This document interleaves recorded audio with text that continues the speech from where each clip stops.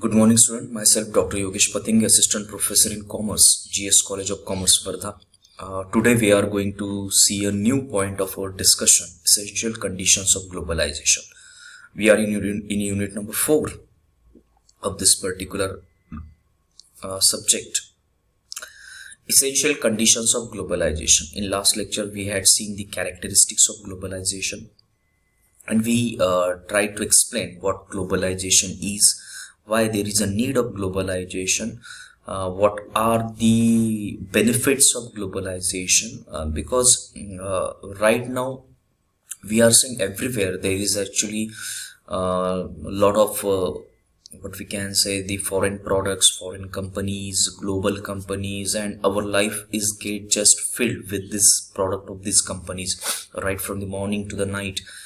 एक तुम्ही पहा की सकाळी झोपेतून उठल्यापासून झोपेला जाईपर्यंत तुम्ही खूप सारी अशी प्रॉडक्ट्स वापरतात की जी मल्टीनॅशनल कंपनीची प्रॉडक्ट आहेत किंवा परकीय कंपन्यांची प्रॉडक्ट आहे. सुरुवातीला या सगळ्यांना विरोध झाला, but now we are actually get use to this type of companies, to use to this type of products, आणि किंवा असंही म्हणू शकतो की आता या प्रॉडक्टशिवाय आपलं जमणारही नाही. तेवढीच कॉम्पिटिशन ही आपल्या प्रॉडक्टशी, आपल्या देशातील प्रॉडक्टशी आहे. गव्हर्नमेंट इज ॲक्च्युली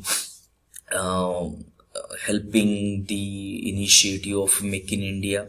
तर एक प्रकारे परकीय कंपन्याही आहेत आणि आपल्या स्वदेशी कंपन्याही आहेत, आणि एक चांगलं वातावरण एक पाहायला मिळतंय because there is a competition.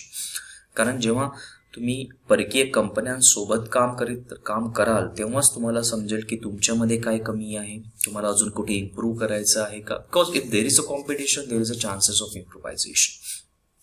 तुम्ही तुमच्याच वातावरणात राहून जर काम कराल, मग दुसऱ्या देशामध्ये किंवा जगामध्ये काय चालू आहे, काय घडामोडी चालू आहे, कुठली टेक्नॉलॉजी यूज होते आहे, कुठली मेथॉडॉलॉजी यूज होते आहे, हे तुम्हाला माहिती पडणार नाही. सो एक गरजही म्हणू शकतो आपण ग्लोबलायझेशनची, कारण तुम्ही एक्सपोज होता आणि जेव्हा यू विल गेट एक्सपोज तेव्हा तुम्हाला तुमच्या कमी समजतात.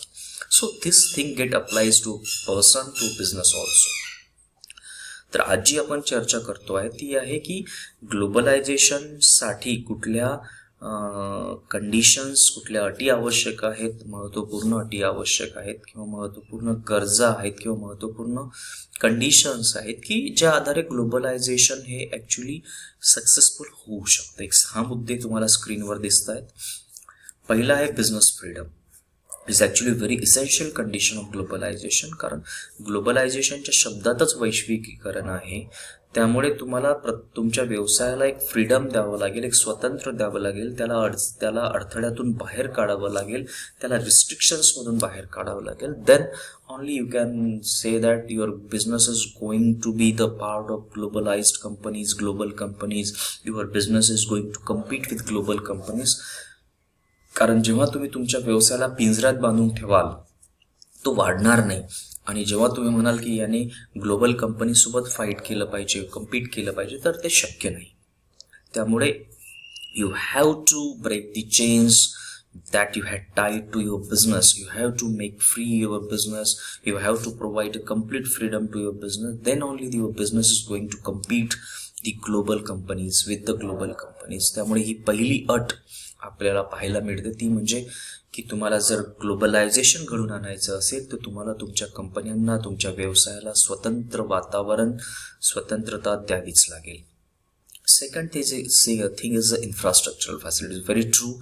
Because global companies are very strong companies, they have presence in lot of companies. There are very huge global companies that they had the presence in each and every nation. Appleचं उदाहरण घ्या, Amazonचं उदाहरण घ्या, Googleचं उदाहरण घ्या, त्यानंतर युनिलिव्हरचं उदाहरण घ्या, अशा मोठ्या कोका कोलाचं उदाहरण घ्या, पेप्सीचं उदाहरण घ्या. अशा मोठ्या ज्या ह्यूज मल्टीनॅशनल कंपनीज आहेत की ज्यांचं अस्तित्व तुम्हाला प्रत्येक देशामध्ये पाहायला मिळेल, किंवा more than 100 of nations have the presence of these companies. त्यामुळे मग अशा कंपनीसोबत जर तुम्हाला फाईट करायचं असेल तर तुम्हाला तुमच्या इन्फ्रास्ट्रक्चरल फॅसिलिटीज वाढवाव्या लागतील, तुमच्या कंपनीच्याही इन्फ्रास्ट्रक्चरल फॅसिलिटीज वाढवाव्या लागतील, आणि त्यासोबतच देशाच्याही इन्फ्रास्ट्रक्चरल फॅसिलिटीज वाढवाव्या लागतील.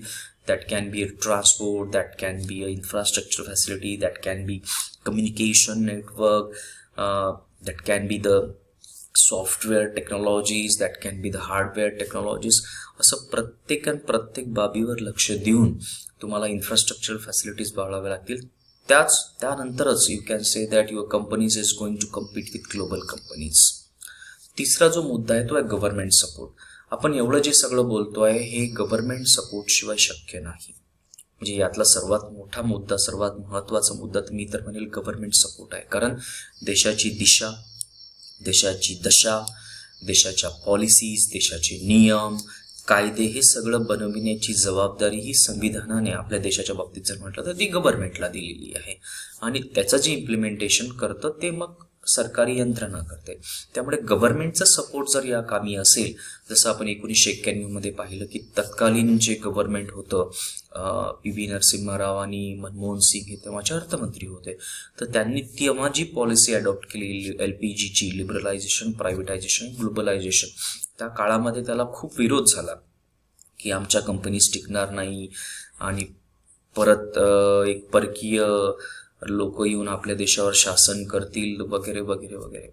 पण आता जर आपण ते चित्र पाहिलं तर आज आपल्या देशाचा जो विकास आपल्याला दिसतो आहे, आज आपण पहिल्या 5 अर्थव्यवस्थेमध्ये आपल्याला पाहण्याचा विचार करतोय, आज आपण $5 ट्रिलियन अर्थव्यवस्थेचा विचार करतो आहे, तर हे नक्कीच LPGमुळे घडून आलं. तेव्हा जर आपण आपल्या देशाला एक स्वातंत्र्य दिलं नसतं, व्यवसायाला स्वातंत्र्य दिलं नसतं, तर कदाचित आज आपण ही अवस्था पाहिली नसती. म्हणून एक गव्हर्नमेंट सपोर्ट, एक प्रशासनाचा, त्याला एक शासनाचा, प्रशासनाचा एक सपोर्ट, एक सहाय्य अत्यंत आवश्यक असतो Wien you talk about a globalisation. कारण शासन त्या पद्धतीने नियम बनवितं, कायदे बनवितं, पॉलिसीज बनवितं आणि त्यामुळे मग व्यवसाय त्या पद्धतीने काम करतात. So the third most important point I can say from the 6 point is government support. चौथा जो मुद्दा आहे तो आहे रिसोर्सेसचा. नक्कीच आपल्या देशामध्ये जे रिसोर्सेस आहेत त्याचा ऑप्टिमम यूज झाला पाहिजे, वेस्टेज होता कामा नये. आणि ग्लोबलायझेशनसाठी ती एक अत्यंत महत्त्वाची कंडिशन आहे. कारण तुमच्या देशामध्ये जर काही असं महत्त्वाचं जर बनत असेल तर ग्लोबल कंपनीज तुमच्या देशाकडे आकर्षित होतील, त्या इथे येऊन काम करतील, मग तुम्हाला परकीय चलनही मिळेल आणि त्यासोबतच तुमच्या लोकांना रोजगारही मिळेल. We have different type of resources available in different parts of nation which are very unique to our nation. म्हणजे जे आपल्या देशातच मिळतं किंवा जे आपल्या देशामध्ये त्याचं जास्त उत्पादन होतं, असे खूप सारे रिसोर्सेस आपल्या देशामध्ये आपल्याला पाहायला मिळतील.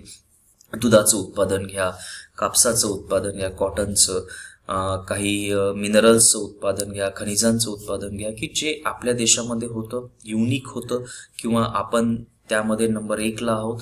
तर त्यामुळे मग काय होतं की ज्या परकीय कंपन्या आहेत किंवा ज्या फॉरेन नॅशनल कंपन्या आहेत, मल्टीनॅशनल कंपन्या आहेत, त्या आपल्या देशाकडे आकर्षित होतात बिकॉज ऑफ व्हॉट? रिसोर्सेस. त्यामुळे तुमच्या रिसोर्सेसलाही तुम्हाला मुक्त करावं लागेल. There is a condition that it should have to be optimum use, wastage होता कामा नये.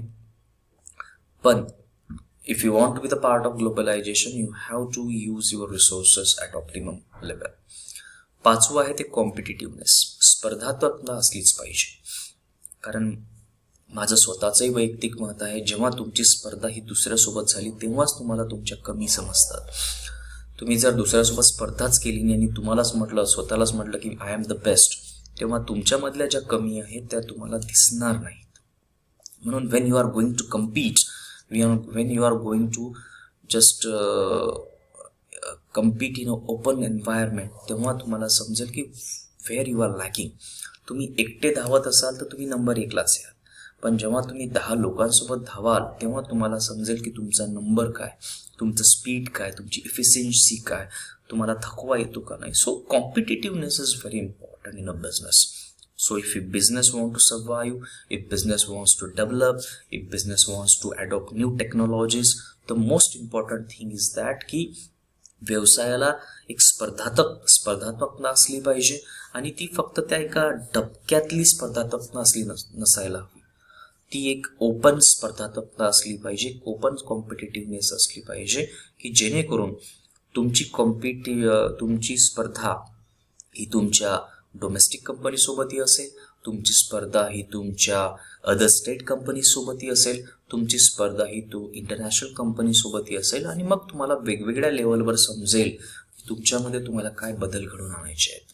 सो ग्लोबलायझेशनचा जेव्हा आपण विचार करतो तेव्हा कॉम्पिटिटिव्हनेस ही अत्यंत महत्त्वाची कंडिशन आहे, महत्त्वाची अट आहे. सॉरी. आणि शेवटची जी कंडिशन आहे that is orientation. It is one type of training की ते कुठल्याही पद्धतीने असू शकतं. ती एखाद्या टेक्नॉलॉजीचं ट्रेनिंग असू शकतं, ते एखाद्या व्यवसायाचं ट्रेनिंग असू शकतं. So because if you want to compete with other companies, your resources should be properly trained, your human resource should properly oriented. कारण जेव्हा त्यांना टिकायचं असेल आंतरराष्ट्रीय स्पर्धेमध्ये तेव्हा तुम्हाला तुमच्या कम्युनिकेशन स्किलवरही वर्क करावं लागेल, तुम्हाला तुमच्या टेक्नॉलॉजीवरही वर्क करावं लागेल, तुम्हाला तुमच्या इन्फ्रास्ट्रक्चरवरही वर्क करावं लागेल. So there should be a orientation at different level for different people. Because if you want to compete with multinational companies तेव्हा तुम्हाला प्रत्येक बिंदूवर लक्ष द्यावं लागेल, ध्यान केंद्रित करावं लागेल, तरच तुम्ही ग्लोबलायझेशनमध्ये टिकू शकाल. So these are the 6 points which we can say that these are the essential conditions of globalization.